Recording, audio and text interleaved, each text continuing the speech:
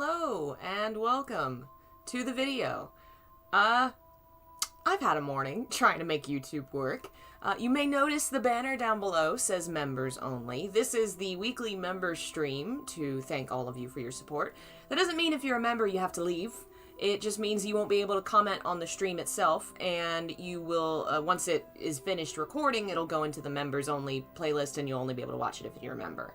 That's just so, I want to be able to thank the people that support the channel and reward them in some way, and this is one idea I had of doing it. If you'd like to become a member, you can always click the link in the description and check out the very tiers and the ways you can do that. Hey Jeff, hello Nico, Lota, Ghost Trio. Thank you Jeff for being a member. You are amazing and awesome. I don't know who else we may or may not see today since this is a little rough. This is my first time doing a members only stream. I had trouble making it work for a bit, but we'll see how it goes. And we are going to read a section of my Silent Hill 3 book. It is now available. The digital one, totally ready. People can purchase it outright. The physical is going to take some time. I'm having some issues. But if you pre-order the physical, you do get a copy of the digital one for free since, it's taking a while for people to get their physical copies. What is happening, Internet? What are you doing?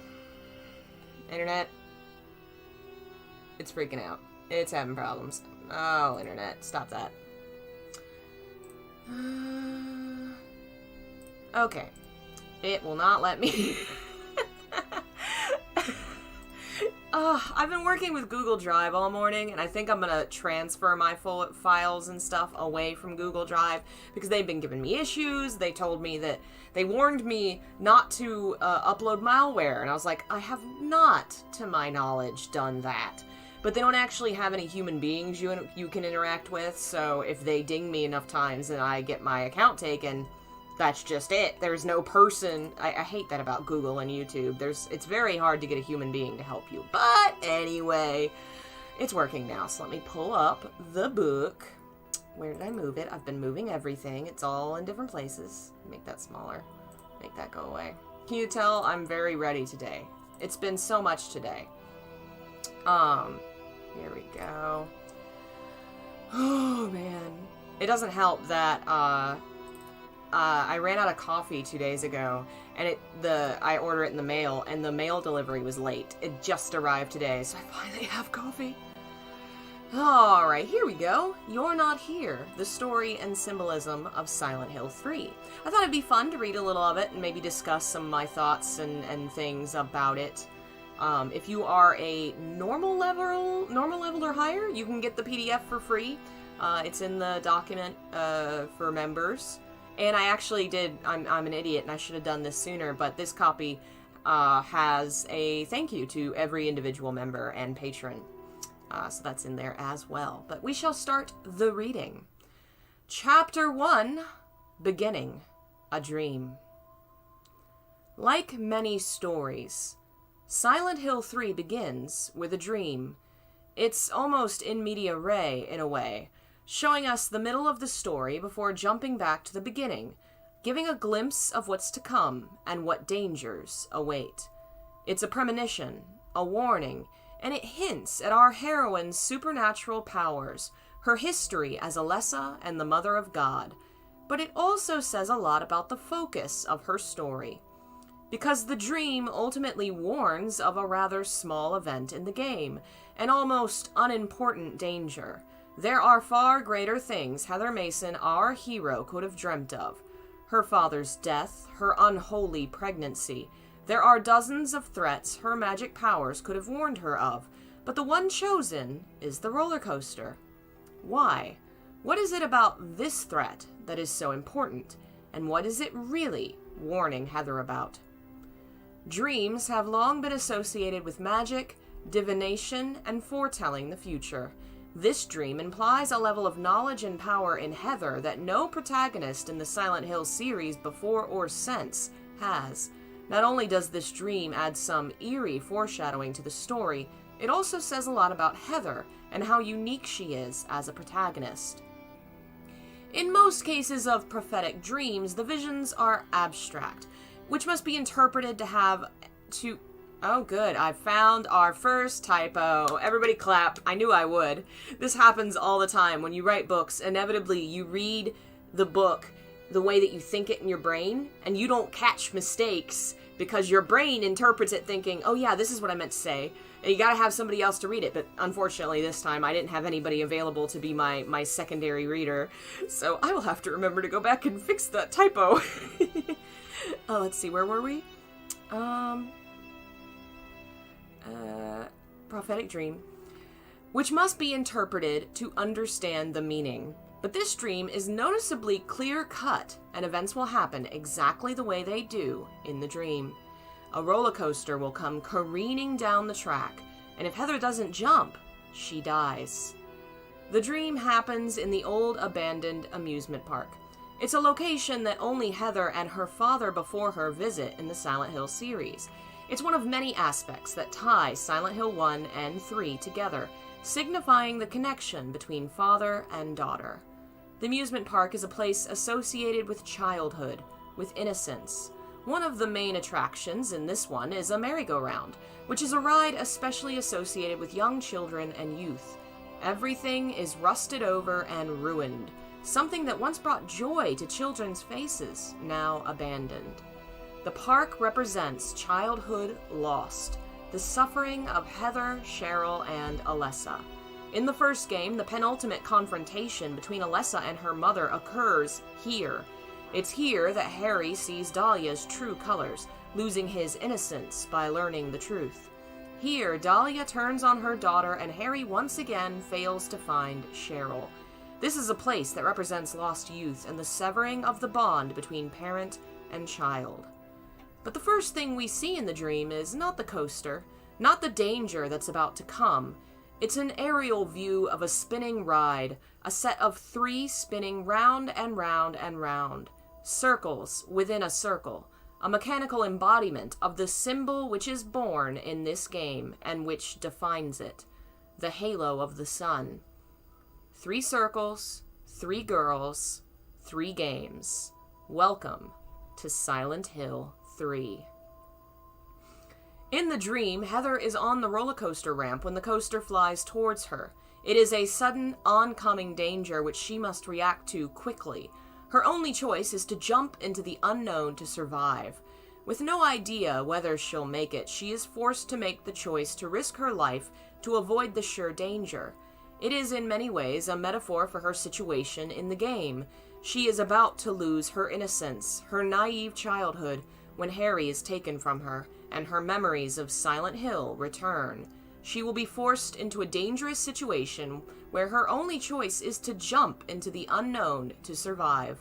This dream warns her about everything that's coming, that she will suffer, that she'll have to be brave, or she'll die. Another interesting detail about the dream involves the knife Heather starts the game with. The opening cutscene shows Heather walking into the amusement park, confused as to how she got there. Then the camera focuses in on a knife in her hand, which she eyes with trepidation, as if she doesn't know where it came from. This knife is focused in on again in the bad ending of Silent Hill 3, in which Heather kills Douglas. This, too, comes as a kind of warning. The uncertainty and fear in her expression as she examines the weapon in her hand implies the knife itself is dangerous to her, and it represents the violence she can inflict with it. Too much violence, killing too many enemies, among other things, leads to the bad ending, where her anger overwhelms her and she turns that knife on her only companion. The dream ends when Heather dies, either from the monsters surrounding her, the sudden drops in the floor, or the inevitable roller coaster, and she awakens somewhere else, far away from Silent Hill. And here we finally get a good look at the young girl we'll be playing as for the rest of the game.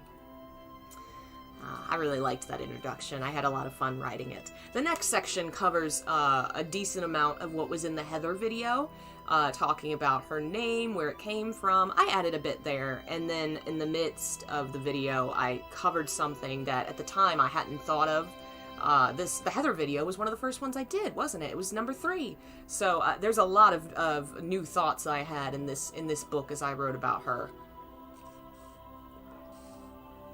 The intro should sound familiar, though. Across Europe, most commonly in Scotland, there's a small flowering plant that grows in the rocky highlands called heather. It thrives in places most flowers can't, and returns every year stronger than before.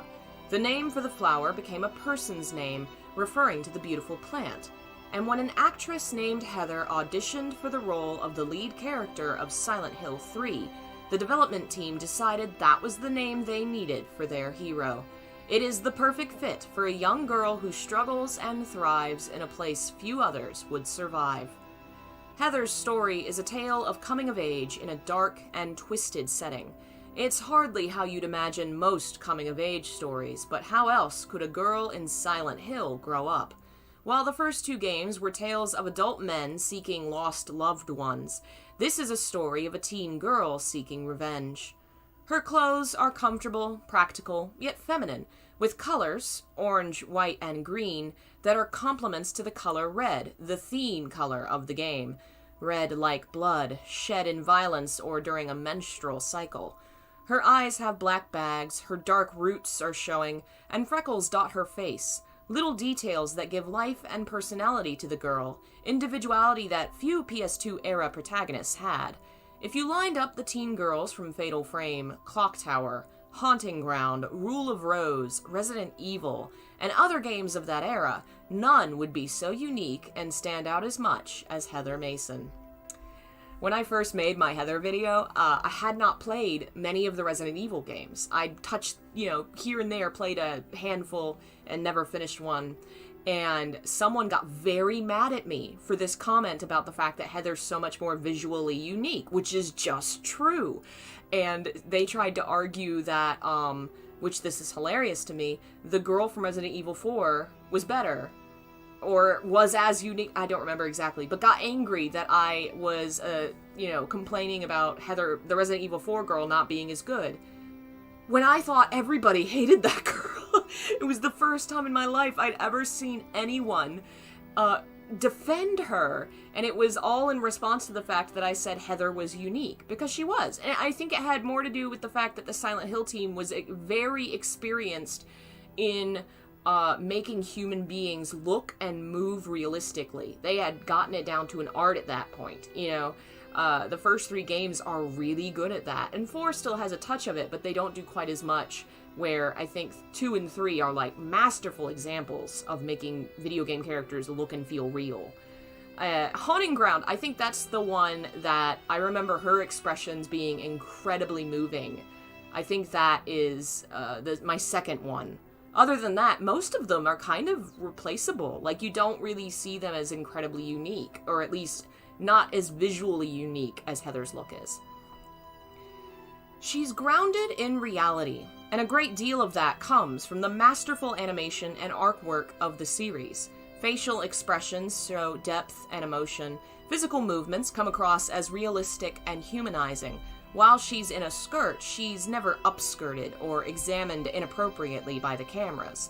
And yet the design and behavior of monsters constantly reminds us of that terrible vulnerability, a careful balance that the game manages well. Yet there's something otherworldly and holy about her as well. She's the mother of God, she's lived 3 lives, and in nearly every cutscene, the flashlight on her jacket will flash in front of her face, giving the girl the appearance of glowing. It's a halo, an effect that hasn't been used before or since in Silent Hill, even though nearly every character has a flashlight at one point or another. That hit me a few months ago when I was replaying Silent Hill 3. I was like, why is the flashlight shining in her face in every cut? Oh!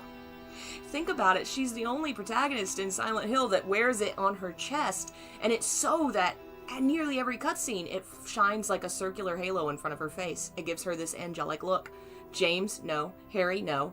Henry, no. None of the others do that. It's really interesting. I genuinely think that's why they did it, to give her that glow. The first game was a tale of parenthood, reflecting how different ways of raising a child have different consequences. All the events of the game could have been avoided if Dahlia had been a better mother. Her abuse and mistreatment of her daughter led to the creation of the Otherworld.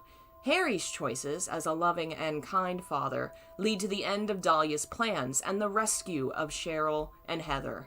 The game sets up a comparison between two kinds of parents and shows the choices parents make have consequences for their children and the people they will become. Here in Silent Hill 3, we see the opposite end. What happens to your child after you raise them? Multiple conversations and events in Silent Hill 3 tell us that Claudia was abused and mistreated by her father Leonard. She's come to believe the world is an awful place that has to be destroyed. But Harry raised Heather with love and affection, in spite of her dark origins, and she's come to see the world in a realistic light, that there's good and bad, and it is up to you to try and make the best of it. Silent Hill 3 is a bookend to Silent Hill 1, not only because it continues the plot of that story, but because it reflects similar themes, issues of parenthood and what happens after the child grows up and has to live their own lives without their parents. In the same way that Silent Hill 1 positioned Harry and Dahlia as foils of two kinds of parents, Heather and Claudia are positioned as foils of two kinds of children. Though Heather was raised by a loving father and has had a good life, her childhood has still come to a tragic end. Her father's sudden violent death is traumatizing, and that trauma is reflected throughout the levels of Silent Hill 3, in symbols that represent childhood destroyed and perverted. The doll that Stanley Coleman tries to give Heather is a child's toy, turned into a grotesque gift, which is later beheaded. There's the dark, twisted carousel, the children's drawings, the childishly scrawled maps in the other world. Heather's normal childhood has been destroyed, and the consequences of that will stay with her for the rest of her life. Aspects of Heather's journey to adulthood deal with the unique challenges she will deal with as part of puberty.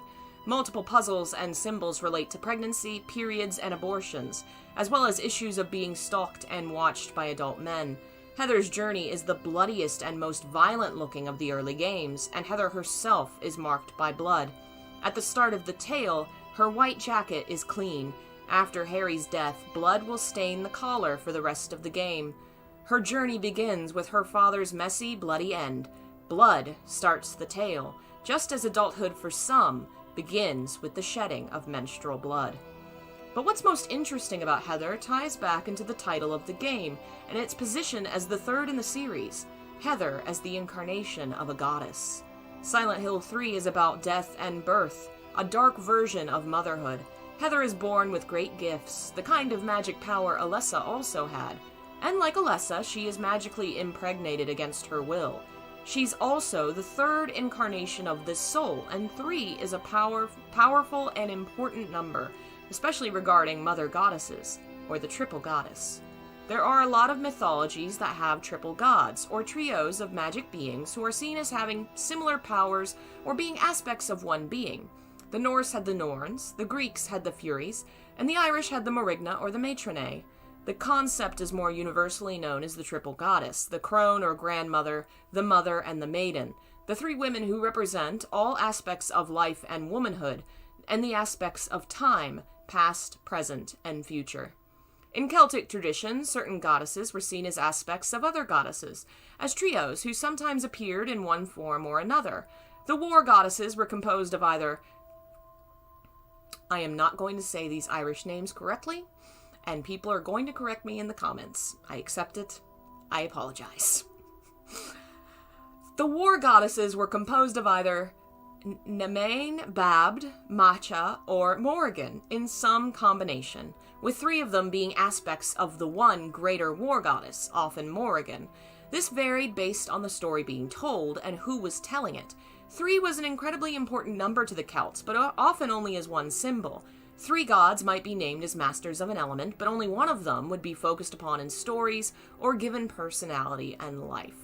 I didn't go into detail on this in the book because it's not really that relevant to that story, to Silent Hill 3, but it just entertains me greatly that the Celts do this a lot. They will have, there's 3 gods, Bob, Joe, and Phil, and they rule the seas.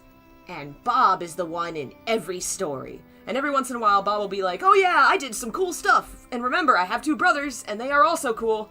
But no one cares. It's just because they liked I feel like, and I could be wrong, but I feel like it was because they liked the symbolism of there being 3 gods, But they were only writing stories about the one dude, because that's all, they only needed the one ocean god in their story. They just liked the way that the three, like, how it looked, how it sounded. There's a lot of trios in Celt stories where only one of the gods ever gets to do anything. 3 matters to the cult as well. There are 3 major figures in the religion, the goddess and her 2 angels, Zul-Kilbara and Lab-Sulvith. There are the 3 circles of the halo of the sun inside the greater circle. And of course, Heather's 3 lives. 3 in 1. The embodiment of past, present, future, birth, life, death.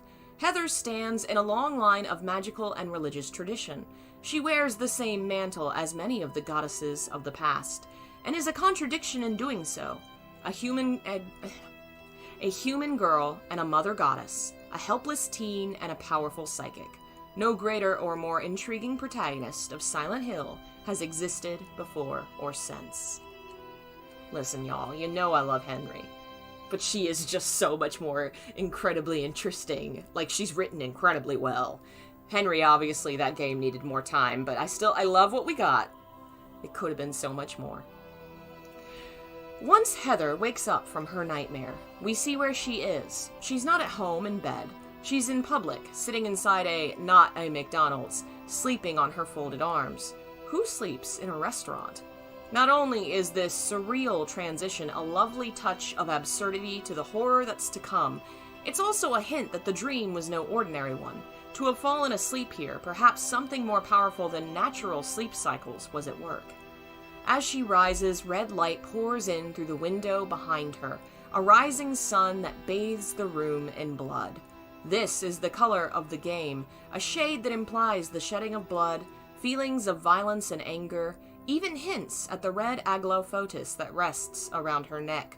She pointedly tucks the necklace into her jacket, right in the player's line of sight. And as people say about Chekhov's gun, if the first chapter has an aglofotis, we're probably going to need it by the end of the game. The short scene ends as she leaves the restaurant and reveals her true location, a small-town mall. The mall is a staple of growing up in America. Teenagers spend a great deal of time hanging out with their friends in such places, quite simply because they're indoors and they're free. In Silent Hill 3, a game all about growing up, the story starts in Central Square Shopping Center. It's the first time in the series that we see the horrors of Silent Hill appearing in a place outside of town, and it's where we meet our protagonist, Heather Mason, a teenage girl on the cusp of adulthood. The mall as a level introduces us to many of the characters and the themes that will dominate Silent Hill 3. The shopping center has many stores that are explorable or seen in cutscenes. There's the Happy Burger, where Heather starts her story. There's a bookstore, a bakery, a boutique, a dozen other places, all seen or explored in the game. But before we can explore them all, we're introduced to the first additional character of the cast, Douglas Cartland, who does not make a good first impression. Douglas would not look out of place on the cover of a noir novel or as the lead of a detective show. The hat, the trench coat, the grizzled and semi-bearded face are all staples of the public's imagination's concept of detective. Even the cadence of the name, Douglas Cartland, sounds like something a good-looking gal might say as she walks into an office looking for a man to put on the case. Douglas is a Gaelic name in origin, a combination of the words for black dark and stream, probably a place name from ages past. Cartland is also certainly a place name, and it means between two streams. The connection is an interesting coincidence. I didn't say anything more on that because I could not imagine what it would mean that both of his names mean stream. It's the weirdest coincidence. It can't possibly mean anything, right? They couldn't have possibly purposefully named him Stream. It's just very funny to me that's his name. The first time he's met, he's a stranger, a middle-aged man in a trench coat approaching a teen girl out of nowhere and demanding her presence. It's a terrifying scene to anyone who's been that teenage girl. I can't imagine handling it with the attitude and bravery that Heather does. Here the game highlights one of the major themes, the fear of stalking and being targeted by adult men that haunts so many young girls the world over.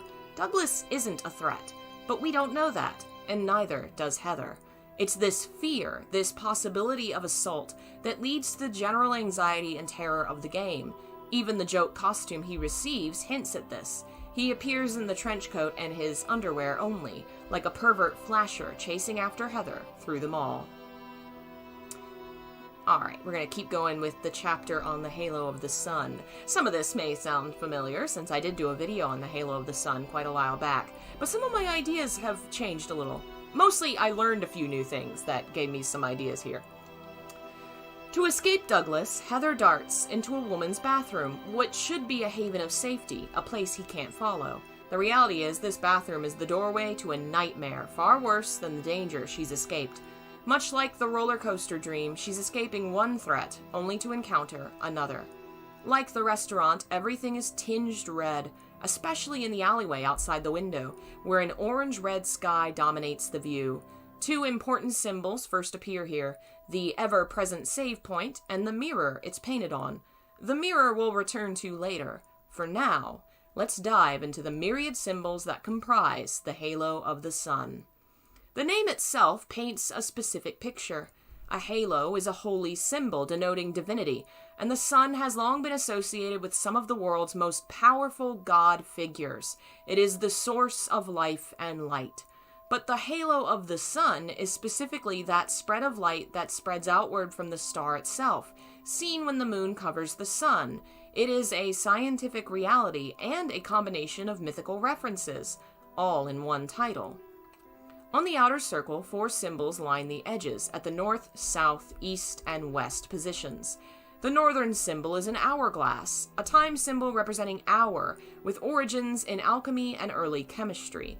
The southern symbol is both the symbol for the zodiac sign Libra and the alchemical symbol for precipitation. The eastern symbol is the Greek letter pi, most famously known to represent the number 3.14. The western symbol I've yet to find in any resource, and it may simply be an invented one or an incredibly obscure one. We have some context for what it might mean. It is twice paired with the pi symbol, opposite on the outer circle, and beside it beneath the scales in the inner circle. The first inner circle has 8 separate concepts, 4 words written in runes, and 4 symbols made of smaller symbols. The top is a great eye. Eyes have long represented mystery, power, and the unknown, but this eye in particular reminds me of the evil eye in its design. The evil eye both refers to a curse said to be inflicted by an evil gaze, and also the name of the talismans that protect against this curse. The eye on the halo resembles the protective talisman more than it does other eye symbols. The bottom symbol is a strange one, and appears in a document called the Urbane Pact. Urbain Grandier was a French priest accused of witchcraft, and a document used as evidence in his trial was a pact written between him and many demons, in backwards Latin, which contained the signatures of said demons. The signature attributed to Satan is the exact image of this symbol in the Halo of the Sun. That's the one with the pitchfork looking at the bottom. It's the symbol of Satan. The symbol on the left is a version of the scales of justice, with some interesting added details. A pair of eyes like the one at the top, balanced on the scales, and 2 symbols from outside the circle appearing below the scales again. It implies justice dispensed by the ever-watchful eyes of the judge.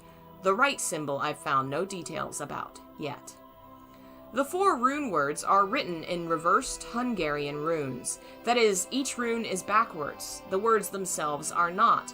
The 4 words seem to spell Alessa, Dahlia, Incubus, and Alizair. Alessa and Dahlia are self-explanatory. Incubus seems to refer to the final boss of Silent Hill 1, but it could also be the Spanish verb incubar in the second tense. Incubus, as in to incubate. Incubate refers to impregnation, and this magic circle was the one used to cast the spell that impregnated Alessa with the god, as shown in the ever-controversial Silent Hill Origins. The last word, Alizair, is a strange one.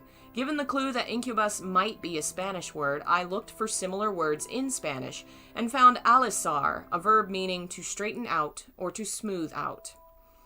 3 symbols in the center of the image are also related to Hungarian runes. What they really mean has yet to be divined by researchers, but they are found representing specific letter combinations in ancient texts. There is AMB, which is also the same sign representing this triple goddess we've already discussed. That's the one that looks kind of like a scarab with the two little outsides. There is TPRU and TPRUS. So, there's the three circles in the circle, and then there's the three symbols. Those three symbols are unknown Hungarian runes. Nobody knows what they mean. Inside the halo, there are three circles arranged with one at the top, two at the bottom. This is an obvious reference to the importance of the number 3 in the story and its ties to Heather and the cult, but it is also, like many symbols in the halo, an alchemical symbol representing oil. The symbol was also used to represent high spiritual rank in Christianity, given the importance of the Trinity in their traditions, and together is easy to relate to Alessa, her holy origins, and perhaps the fire that destroyed her. The three circles, according to Silent Hill lore, represent past, present, and future, which is also what the crone, maiden, and mother or triple goddess represent. The fact that the symbols are close together and both the runes and circles are in sets of 3 seem to be drawing upon the ideas of the triple goddess, especially since this symbol first appears in Heather's game and is later said to have been used on Alessa. The smaller symbols along the inner circle are a great variation of things. They are mirrored, the same on either side, most of them chemistry or alchemical symbols. The central symbol is shaped like a crown, a symbol representing power, royalty, and even holiness. The crown has long been associated with the sun, and the points of a crown are said to be the sun's rays. As godlike figures, royalty was often associated with the divine, especially the sun. Taken all together, it seems clear this symbol represents the birth of the cult's god and the transformation of Alessa into the mother of God. The alchemical symbols imply transformation. The runes connect to those casting the spell and having it cast upon them. Demonic signatures appear alongside the symbols of goddesses. It's a powerful symbol, and the very shape of it recalls the magic spell circles of ancient times.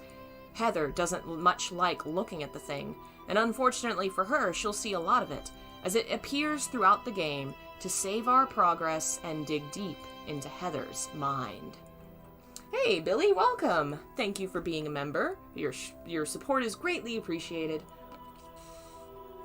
If you would also like to become a member and support the channel, links are in the description. We're going to read a little more. We'll go like maybe 10 more minutes.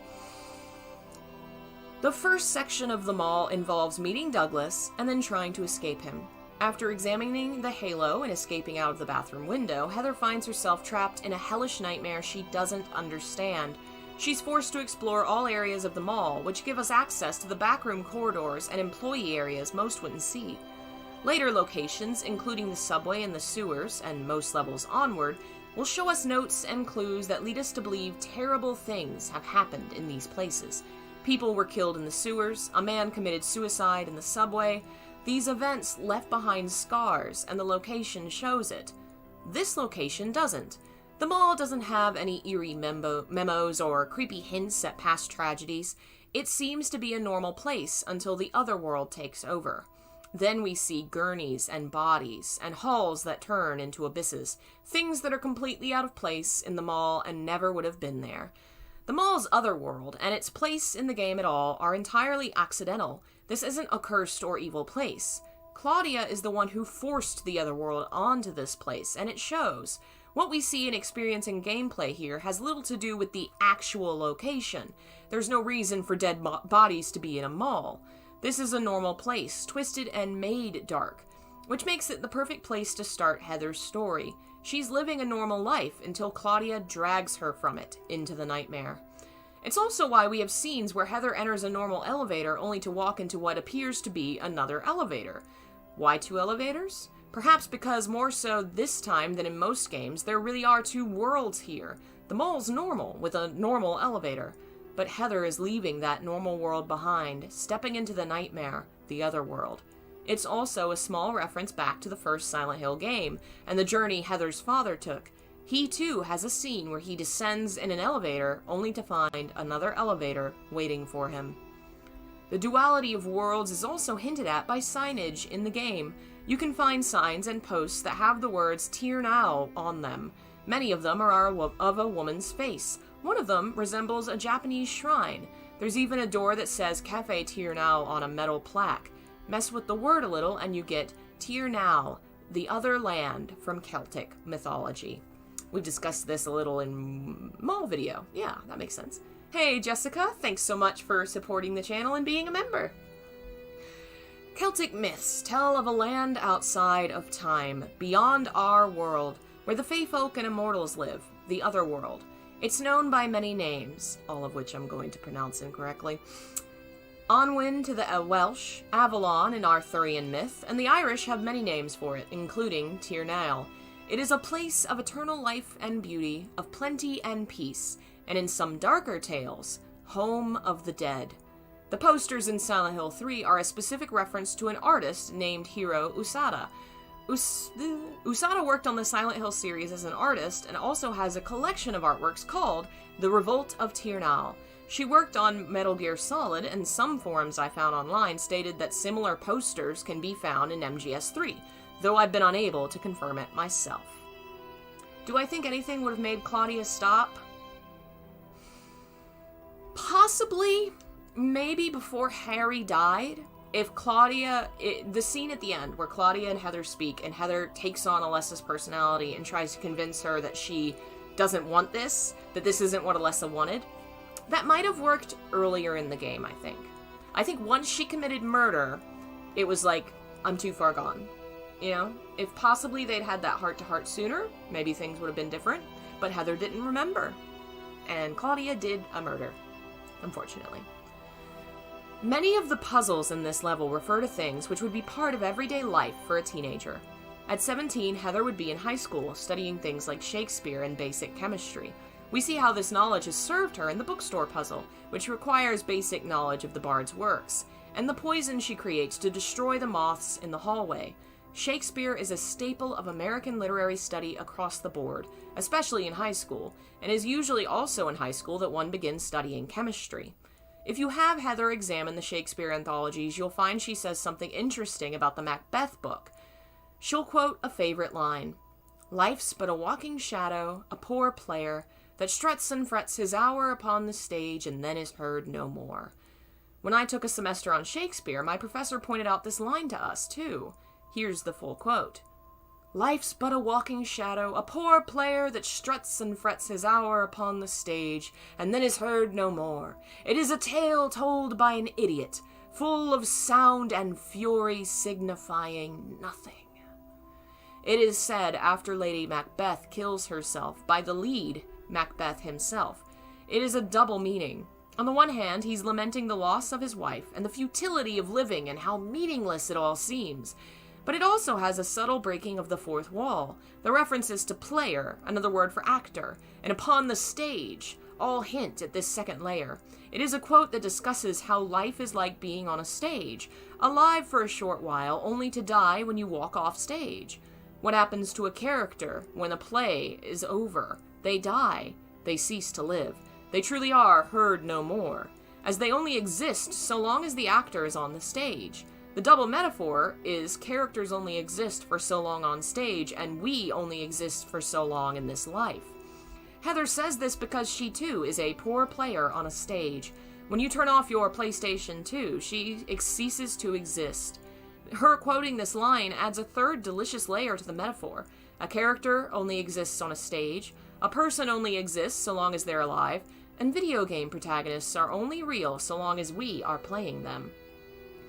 The hall with the moths is an interesting barrier. As a symbol, moths are like butterflies in that they are often used to represent the human soul, but moths are given darker connotations. They are nocturnal, seen as destructive, even self-destructive, and have long been associated with insanity and death. To move forward, Heather must poison and kill these symbols of death. Essentially, she must overcome death to survive. The final barrier in the level is a door on the third floor, carved with a crescent moon and an oval, which Heather describes as being blood red. On the door are the words, "Piling up the 300th day and night. From beyond the door, cries of pain are heard, and the final destination has become real, though not a blessed beginning." The 300 days is approximately the length of an average pregnancy, the cries of pain at the end obviously referring to childbirth. What's interesting is the poem says it did not have a blessed beginning, that in some way this pregnancy was unwanted or forced. It certainly matches Heather's story. This pregnancy with God is not something she wants. What waits behind the door is even more telling, as the split worm creature is a very phallic, grotesque monster. People have tried to argue and tell me it's not a phallic monster. Sure. Okay, buddy. The moon on the door is associated with themes of pregnancy. The moon cycle is often associated with the menstrual cycle. In fact, the origin of the word comes from the Greek mene, meaning moon. It used to be the cycle was seen as matching the moon cycle, with menstruation coming at the time of the new moon and ovulation at the full moon. The crescent moon specifically is a symbol often associated with the feminine, with female goddesses, and with virginity. But the crescent moon in this context might mean that menstruation is soon coming, and the blood-red color seems to hint at that. Yet we know our character and the person referenced in the poem are already or perhaps soon to be pregnant. The moonstone, which must be found and placed in the door to proceed, is itself a symbol that has long been associated with sexuality and fertility. Altogether, this setting seems to represent Heather stepping through a door that represents fertility, female goddesses, and pregnancy to face a grotesque creature shaped like a penis. It feels like a metaphor for sexual violation leading to an unwanted pregnancy, a situation that represents Heather's story in Silent Hill 3. But there's something else about this door. Above the door is the halo of the sun marked into the wall, but it's blue, not the usual red. There's a note later in the game that discusses the meaning of the symbol in various colors. We've definitely covered this in a video. Represents the deity known as the halo of the sun. In heraldry, symbolizes a religious group. The two outer circles are charity and resurrection. The three inner circles are past, present, and future, usually drawn in red, occasionally drawn in black or other colors, but blue reverses the meaning into a curse on God and is therefore forbidden. What could this possibly mean? The symbol itself first appears in this game. Later in Origins, it'll be shown to be the symbol Dahlia used to impregnate Alessa with God. It is somehow associated with the god's power and possibly with the impregnation of God. Why would the symbol be here and why in blue? Claudia certainly wouldn't be behind it. If the cult sees the blue symbol as a curse on God, she'd never dare. So why is it here? Who put it here and why? If the blue color reverses the symbol, maybe it is meant to signify a reversal. It's above the poem about pregnancy. Perhaps this symbol was put here by someone as an attempt to reverse what had been done to Heather, by someone who wanted to stop it. By Alessa, or a servant of the town? By Voltiel? Interpretations can vary, but I think the placement of a blue halo here creates a lot of possibilities. Abortion is a major theme of the game alongside pregnancy. In one area of the mall, Heather uses a hanger to reach the upper level by unraveling it and reaching upwards. This is an old and dangerous method of home abortion, used in areas where the medical procedure is illegal or unavailable. The aglophobus itself could be seen as a kind of morning-after birth control. Babies are seen throughout the levels, hanging from the hands of mannequins over the abyss, implying danger and loss. Heather has had this child forced upon her, and abortion is the only way out. It is the religious figure who wants to force the birth onto her to remain true to her faith. It's not a one-to-one metaphor, but the connections are clearly there. The story is condemning the use of religious dogma to force pregnancy upon others. It won't be easy to undo this pregnancy, as every obstacle placed before her is meant to stop her from stopping the god's birth, stalling her until it's too late. Claudia as much as admits it when we first stumble upon her in the back hallways of the mall. We can't move on from our discussion of the mall without mentioning Claudia, and it's impossible to talk about Claudia without mentioning her predecessor. Even the Book of Lost Memories compares Dahlia and Claudia at multiple points. The names even sound similar, but the origins are quite different. Dahlia is a flower, something elegant and beautiful, opposed to the true nature of her person. Claudia, however, has its origins in the Latin name Claudius, meaning crippled or lame. It was a Roman family of some esteem, though no one knows why it was named for the concept of disability. While our modern understanding of disability is far more empathetic and complex, the name essentially implies something is wrong with Claudia. Something in her is broken. Her last name is Wolf, a German name, obviously referencing the wild animal, a predator, implying she is dangerous. It also makes sense given her actions in the game. She is a part of the cult's church and believes what they believe, but she also believes in taking a different approach to reach paradise, leaving the pack to find her own way, essentially becoming a lone wolf. Dahlia had a unique look as a priestess of the order, something wild and off-putting. Claudia's far more severe and subtle. She doesn't look like a member of any specific religious order, though multiple pieces of concept art originally featured more obvious religious imagery. Her look is uniquely her, with no origin in any faiths, because she forms her own faith in her own god, the god she nurtures in Heather. The long dark robes, the bare feet, the long straight sweep of hair off her angular face gives off a strict vibe and a slight aspect of the magical and natural. One major design point is the lack of eyebrows, something upsetting but not immediately obvious, giving the player a sense that something is wrong without knowing what. It also makes her hard to read or understand. In Silent Hill 1, Dahlia was someone we had to trust to move forward, and we weren't always sure she was telling the truth. In a similar vein, Claudia is hard to read, and it's hard to know what her true intentions are. Interestingly, it turns out that this time Claudia is being straightforward. She believes what she says, and ultimately dies by it. Alright, I think that might be a good place to stop. That is page 20 of 74. I hope you enjoyed it. There's quite a bit more. What we covered is a decent amount that's been in videos, because I've covered the beginning of the game pretty well, but where I did cover things already in videos, I tried to add new thoughts, I tried to get into more detail, and I also added quite a lot that has never been in any videos, because there's still actually a lot of things in Silent Hill 3 I haven't covered. I had a lot of fun writing it. I'm really excited to get it physically, hopefully soon. If you liked it and you want to read the rest, you can either purchase it on my website. The digital is $6. You can become a member at normal mode. You get all my digital books for free. My Silent Hill 1, Silent Hill 2, Silent Hill 3. So you could get $3 normal membership per month. You get 3 books. That's $18. Wow. There's also some audiobooks for Silent Hill 1 and 2. I haven't done one for this one yet, but I will eventually at some point. It'd basically just be me reading it like this. I'll be back in an hour, 2 hours for Silent Hill Shattered Memories. That's gonna be fun. Next week we'll do another members only read. It'll again be like this, where only members will be able to chat on the video, but everybody can watch, because apparently that's the only way YouTube functions. I mean, I guess that's fine. I'll maybe let like 24 hours pass and then make the video for members only, so folks can kind of pop in and say, oh, this is neat, maybe I should join up. And yeah, tomorrow should be a cult lesson and another reading, probably. I'm kind of open to what I'm going to do for the members only readings. I really just thought it'd be fun to give y'all a members only stream. If y'all have ideas about what you'd like to see, let me know. I have a few things maybe we could do, but we'll chat and we'll figure it out. Thanks again for joining me, and thank you, Jeff, Billy, Jessica, for being members, for helping the channel live and survive. Thanks to all of you. Even if you can't support the channel monetarily, you can always share videos, you can comment, like them, subscribe, you know, all kinds of ways to help out the channel if you can't monetarily. If you can, great. Check out the description. Look at the different kinds of benefits you can get, see what works for you, and go from there. Yeah, so I'm going to rest my voice. I will be back in a little while with more Silent Hill fun. Bye!